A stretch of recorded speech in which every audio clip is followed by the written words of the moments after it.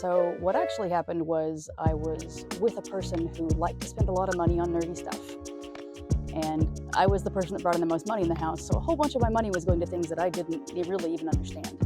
And he kind of drugged me into it, introduced me to anime, introduced me to gaming. I really liked it. I thought it was fun. And I thought, man, this would be a really cool kind of like side hustle. I'll get a business license. I'll import some stuff from Japan. And, like his friends were into it. My friends were into it. It's kind of one of those little side, just little side hustle, make a little extra money. And then it became a lot larger. And I actually borrowed $2,100 from a really good friend of mine. And that's how we started the business, was on a very shoestring budget and a lot of friends.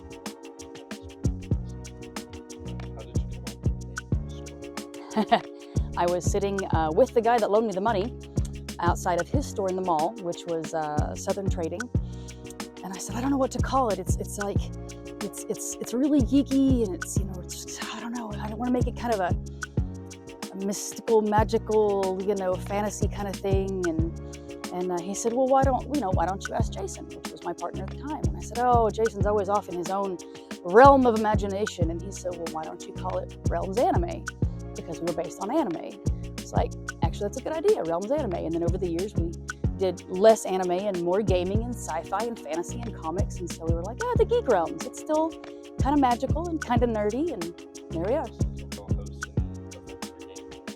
We do, actually. I just got a listing of that because I knew that was going to be asked. Right now, as of this filming, on Mondays from 6 to 8, we do a big group beginner D&D. Tuesdays from 6 to 8 p.m. we do board game demo night. There's a different game every night.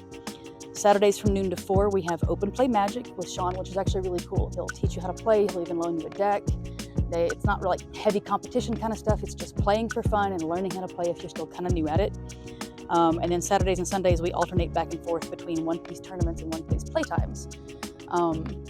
We also have a big open area in our Springdale location that's got tons and tons of empty tables. You can come throw a party for your friend, play some board games, hang out with friends. We even got board games you can borrow. You can come play magic tournaments. We don't charge any table fees. We just want to be there as a safe, neutral spot for anybody to come play whenever they want.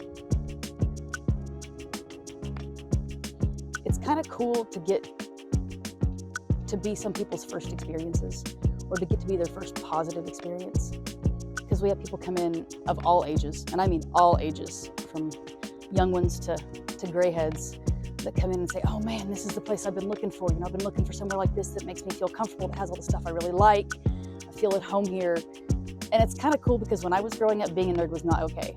You were picked on, you were beat up in school, your stuff was trashed, it was kind of a mess. And now that's become more mainstream. It's really cool to be the thing that initiates that in people's lives. It's also really cool when somebody comes in with their friend and they're like, oh man, I don't know what this stuff is, blah, blah, blah. And then they realize, man, you're a lot more nerdy and geeky than you thought you were. You like Transformers, you like Catan, you play Magic. You just thought you didn't like it in here. So it's kind of cool to watch people's faces light up when they come in, oh my God, I haven't seen this in years, or oh, I used to love this, or this looks so cool. It's neat to be a happy force in people's lives. I like that part the most, I think.